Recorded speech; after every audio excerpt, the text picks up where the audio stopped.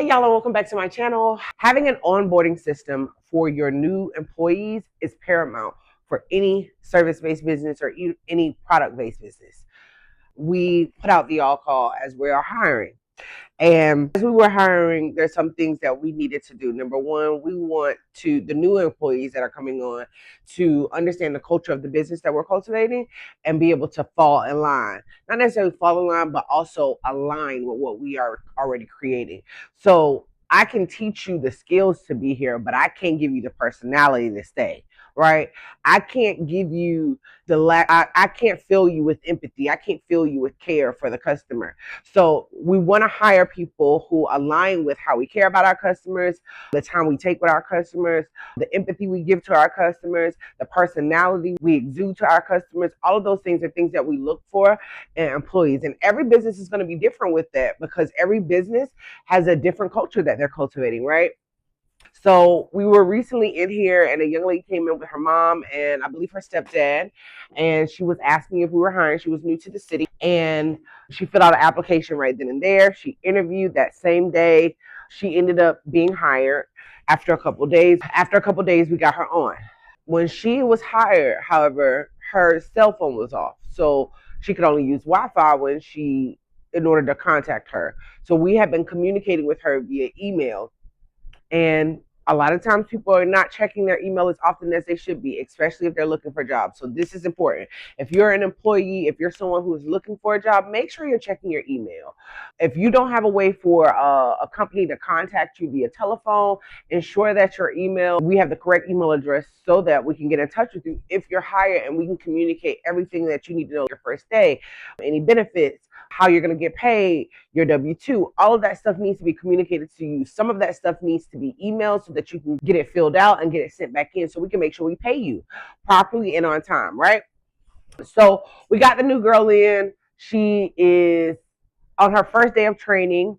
What should happen on your first day of training is you start training with someone, and then whoever the owner is or whoever is the hiring manager that's in charge of all of the paperwork needs to sit down and do what's called an onboarding with them. Just like how in service-based businesses, after a discovery call, most businesses connect with the person that they're about to consult or they're about to work with, and they do some sort of onboarding to let them know how it is working with them, setting them up in the system, showing them anything that they're responsible for. We need to do that with employees because our employees need to know a couple of things. They need to know how they're going to get paid, when they're going to get paid, if any benefits are included, their schedule, and the level of expectation that you have for them in your business.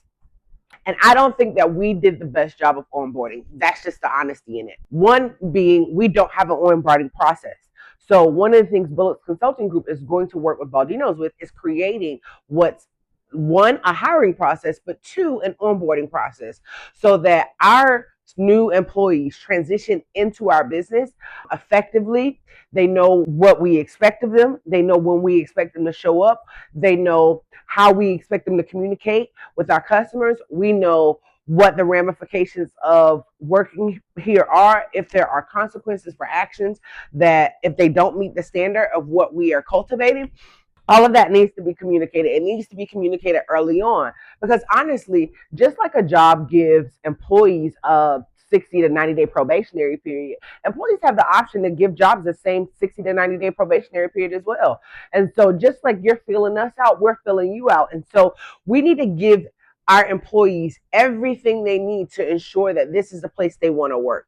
Because if they're happy working here, if they're confident in working here, they're going to do the best job, right? So we can continue to train them, but like I said, I can't train them on empathy. I can't train them on personality. I can't train them to have a good character. I can train them on the skills they need to do the job here. I can train them on customer service. I can't train them on customer experience.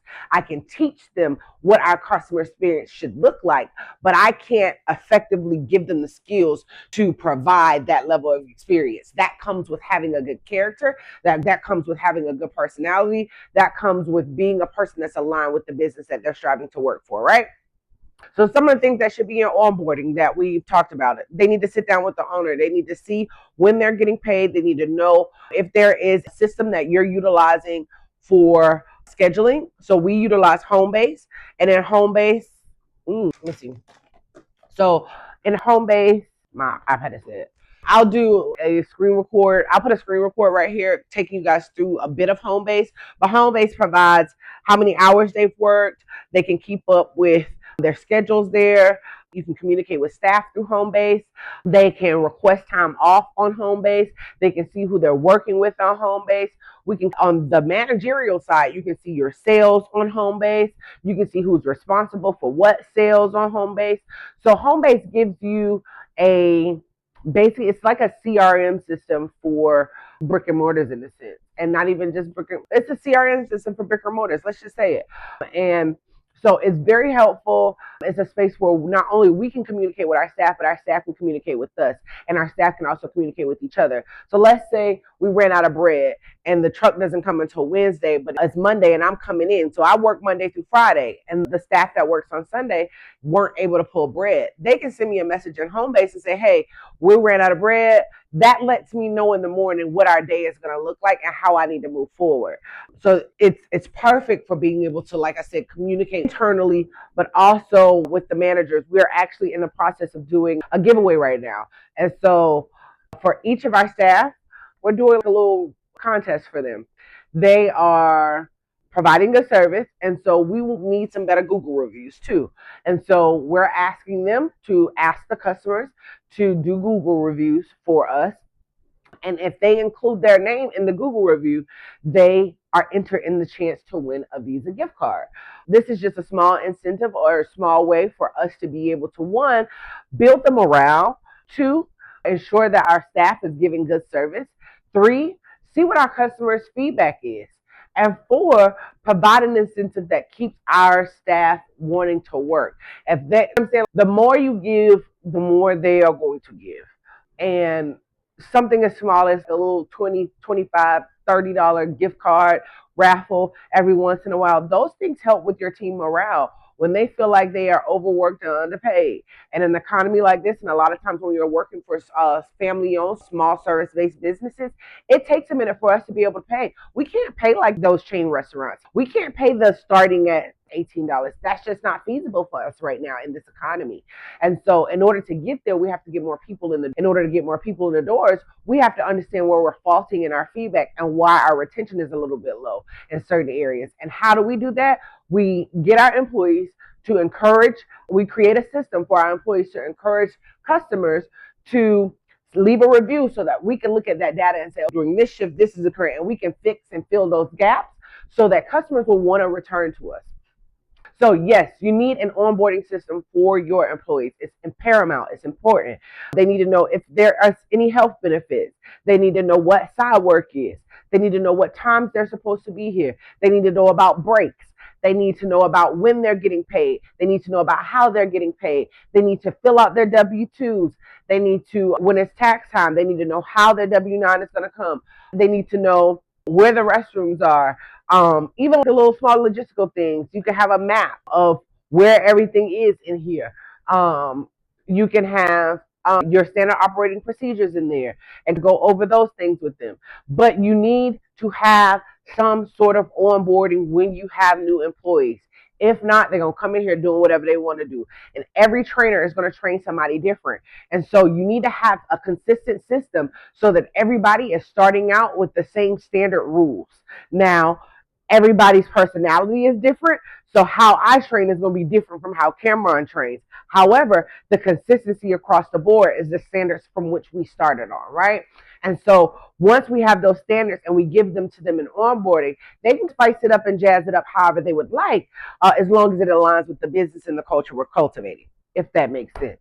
So if you are a service-based business, if you are a product-based business, it is imperative, if you are hiring, and I know a lot of us are, you have got to do an onboarding. Because one of the things that occurred to us last week is we thought she quit, honestly. So we had talked to her after we hired her. She worked those first 4 days. And then that next Monday, which was last week Monday, she didn't come in. She was on the schedule. She didn't come in. And she was scheduled for about 3 or 4 days that week. And so we get to Friday, and my cousin comes in. He works his full-time job Monday through Thursday. And so he comes in on Friday and he said, hey, did the new girl quit or did he fire her? No, he said, did he fire the new girl already? And I said, no, I think she quit. She didn't show up. And he said, well, she's been calling my phone because he did get her Wi-Fi number. And so because he has an iPhone and because she has an iPhone, when they're connected to Wi-Fi, they're able to communicate. My uncle has an Android. So my uncle had been trying to reach out to her, but to no avail. He wasn't able to reach her because her phone was off. But my cousin says she didn't quit. She's been reaching out to me. She's been saying she didn't know what her schedule was because she wasn't connected to home base. We didn't ensure that she was connected to our but she wasn't onboarded properly onto our system. So she doesn't know what her schedule is. So she didn't come in on Monday, Tuesday, or Wednesday. And so she didn't quit. She just did not have the tools she needed in order to show up and be prepared to work on time. And so that was partly our fault. He did give her my uncle's phone number. She had been calling my uncle. He didn't answer the phone because he didn't know the number that she was calling from. So there's a lot of things that we can learn to better our onboarding experience from this particular experience. And so Bullets Consulting is going to take this and we're going to create a system. And I'll come back once we create the system and we'll talk about what we've created for our hiring process. And we'll also talk about what we've created and implemented for our onboarding process so that this doesn't happen again. When I did come in on Friday, she was here and she was working. She was in good spirits. She was excited about being here. And so I am thankful that we have a new addition to our staff. I'm grateful that we were able to work it out. And I am hopeful that not only will we be able to turn around and hire more people, but our onboarding process in the future will be more seamless and our staff will be all aligned with the culture we're cultivating to provide better services for our customers, which inevitably will have our customers coming back to us over and over and over again. And so I'll be back with Bullets Consulting to show you guys what we create in place for onboarding and what we create in regards to hiring. See y'all in a bit. If you are not subscribed to this channel, if you like videos like this, if you're a service-based business and you're looking to heighten your customer retention, heighten your customer feedback, and cultivate a culture in your business that makes not only staff, but customers want to return, this is the channel you need to be on. Make sure you subscribe. Make sure you hit the notification bell so that when any videos go out, you are notified, bruh. Thank y'all for stopping by. See y'all later. Peace.